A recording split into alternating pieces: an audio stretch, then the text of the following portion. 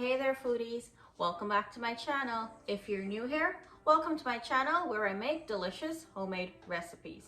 So today, as you can see, we're going to be making some kalongie stuffed with chicken. I know there's many ways to making this. There's many different meats that you can use to stuff your Karela, but this is how I learned how to make it, and this is how I've been eating it ever since I was a kid. Specifically, this is my mother's recipe. She learned it from my grandmother, and this is how we've been doing it for decades. I'm sure, like I said, everyone has their own way of making this, so please join me in the kitchen today to see how we do ours. For my chicken here, I already washed, rinsed, soaked, cleaned it out really well. You know how I do it. Lemon juice, salt, flour, broadleaf thyme, vinegar. Soak for 25 to 30 minutes. Couple of rinses until fully clean, and it smells really good, as in like it smells clean. And here I have it draining so that any other excess moisture can come out, because I don't want that when I'm going to bunjal my chicken. Now to bunjal my chicken, I have some green seasoning, curry powder, masala, jeera, chipped up shallot, wiri pepper, turmeric, bay leaves, and 1 small cinnamon stick. And to steam out my Karela, I have some coconut milk. I'm gonna add some water.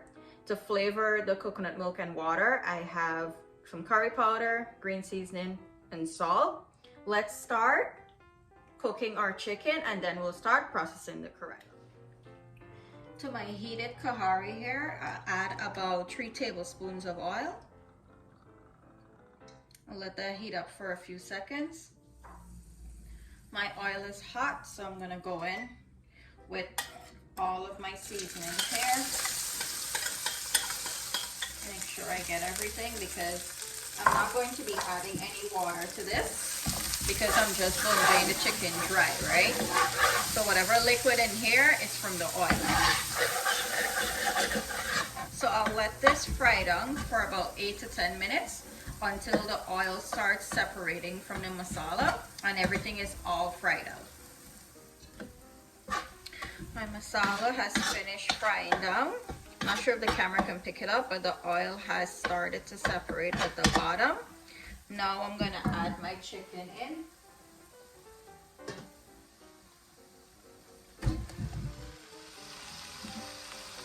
Give this a mix.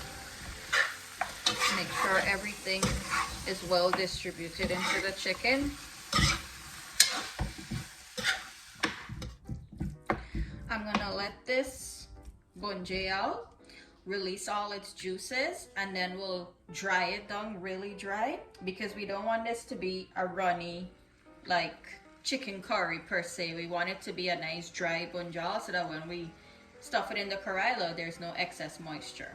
So I'm gonna let this fry down for about 10 to 15 minutes, and then we'll proceed to dry it down even further. In the meantime that this is cooking, let's start processing our Karela. For our Karela, there's many ways that you can clean out the Karela to stuff it, but we do it a simple way. So I'll just trim the edges, and then I'll look for the flattest part of the Karela, which is at the bottom here, and I'll just take my knife and I'll run it through the middle here.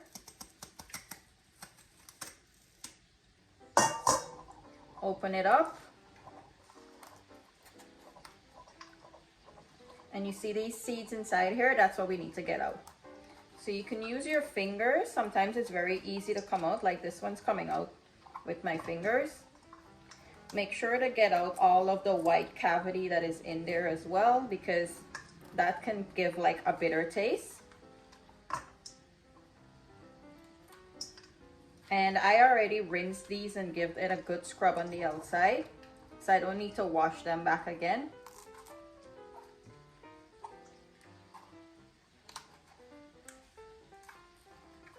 Okay, I've gotten everything out. Yeah, so here you go, nice and clean on the inside. I'll continue to finish cleaning the rest of it, and then we'll proceed to start stuffing them. So I'll see you when I'm done with this. This is what our chicken is looking like. It has released all of its natural juices. I'm going to continue to fry this down until all of this has evaporated. Alrighty, so my chicken dried down really nice. I'm going to just give it a mix to coat everything in here.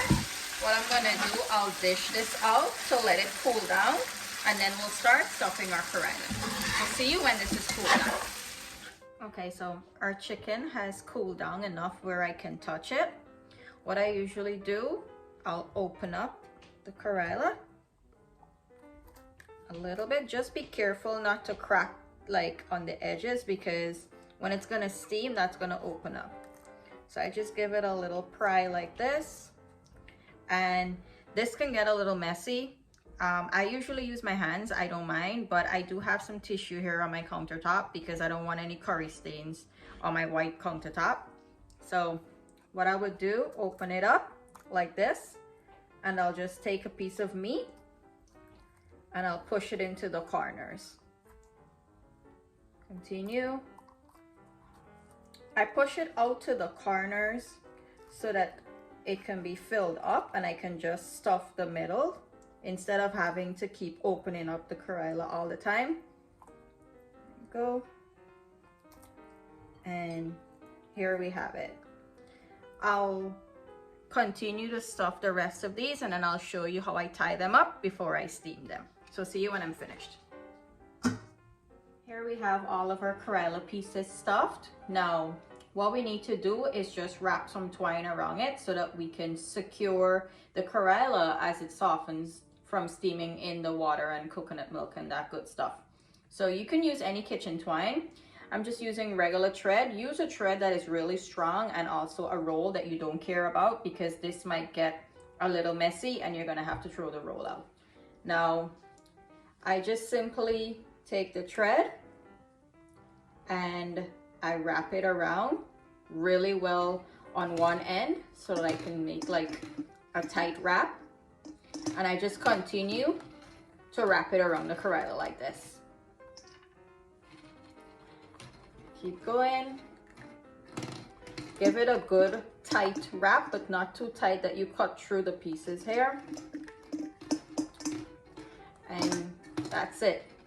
Usually the thread will stay in place. It doesn't really like unravel because it's been wrapped around so many times when it's going to be steamed and fried after. So here we have our first wrapped Karela. You probably can't see the string because it's green, but when it's fried, it's going to turn brown and I'll see it to cut it out. So I'm going to continue to wrap these up with the thread and we'll start steaming them up. To my heated kahari again, I'll just add 1 teaspoon of oil and my green seasoning.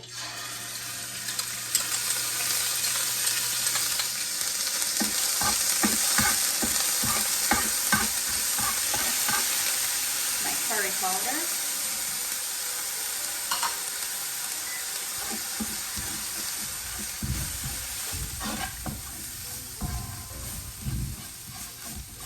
just give it a fry for a minute. I'll add my coconut milk.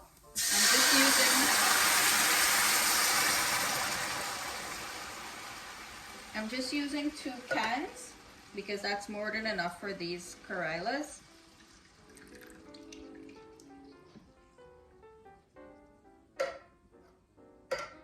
I'll add my salt. Give this a good mix. We have everything mixed in here, and to my coconut milk, I'm going to add some water. Mix it up. I just added 10 cups of hot water. It depends on how much of the Kalongie you're doing, what pot you're going to be steaming it in. So this is a pretty large kahari because I do have some pretty sizable Karelas. So just average based on the amount that you're doing, because what you want is for the coconut milk and water to cover the Karela a little above 3/4, because when it's gonna boil up, it steams up, right? Because you don't want this to be floating per se in this liquid. You just want it to be almost covered. So I'm gonna let this come up to a slow simmer, and then we'll start adding our Karela pieces. Our coconut milk and water has come up to a nice mild simmer. So here is where I usually add in my Karela pieces. Because we put that thread around it, you can put it lying down, just anyhow to make it fit in the pot. Okay, so we have all of our Karela pieces in the coconut milk and water here. This is what I was talking about, to have them decently covered, because what's gonna happen, this coconut milk is going to boil up and it's gonna completely cover everything as it needs to be. So depending on your Karela, that will determine how long you'll be steaming yours if you're gonna be trying it this way. Usually at this size, these takes about 30 to 40 minutes to steam. I'll come in at the 30-minute mark and check it to see if I need to steam it a little bit more, because I don't want it to be mushy. I just want the Karela to be cooked through, and then it wouldn't be too soft for when we have to fry it in the oil. So I'm just gonna put a lid on this and I'll let it steam for about 30 minutes, and then I'll come back and check to see if I need to let it go a little bit longer. Okay, so it's been exactly 40 minutes since I've been steaming the Karela. Let's give it a check.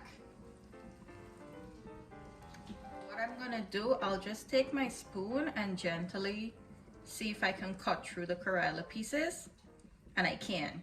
So that's what I'm looking for, because when I'm gonna fry this, it's gonna continue to cook a little bit more and further soften, and I don't want this to be too mushy when I'm gonna fry it. Now, what I'm gonna do, I'll remove this from here and I'll allow it to drain very well. Let all of that liquid come out, because you don't want to add this wet and inclusive of liquid in hot oil. It's going to pitch up and burn you.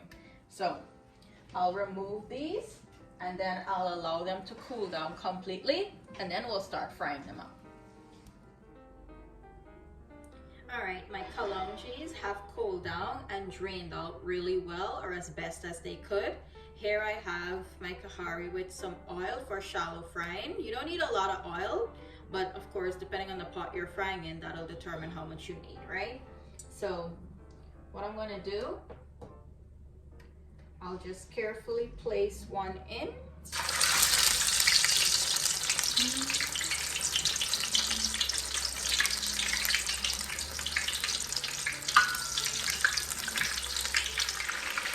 Have all our Kalongie pieces in the oil. I'll just shallow fry them light golden brown, and I'll turn them on each side to get a good like sear and fry. Alrighty, so my first set of Kalongie was finished frying. This literally takes about 5 minutes to just rotate it and fry it, because you don't want to completely burn it. You want to have a nice light brown fry to it. So what I'm gonna do, I'll remove these from the oil, continue to fry the rest, and then I'll plate them up and show you how it looks. Here we have our delicious kalongies. My God, these look absolutely delicious. This is exactly how my mommy makes it. It tastes the same way. I've been having this for such a long time. I honestly can't tell you for how long. I've always loved this as a kid. Me and my siblings, we would always fight as to who would get the biggest one, who would get the most, because this was always a favorite in our household growing up. Now, this can be paired with roti, it can be paired with dal and rice. I personally just like to eat it just like this without anything like a snack. But each to their own, right? You can have it with anything that you wish to have it with. I hope you guys enjoyed today's recipe. Do give it a try. I know that there's many ways to prepare this, but this is how my family prepared it. This is how I grew up having it. Also, for my green seasoning recipe, it's always linked down in the description box below whenever I use it within any of these recipes that I show you guys. And remember, all of my ingredients and my measurements are also always listed in the description box below.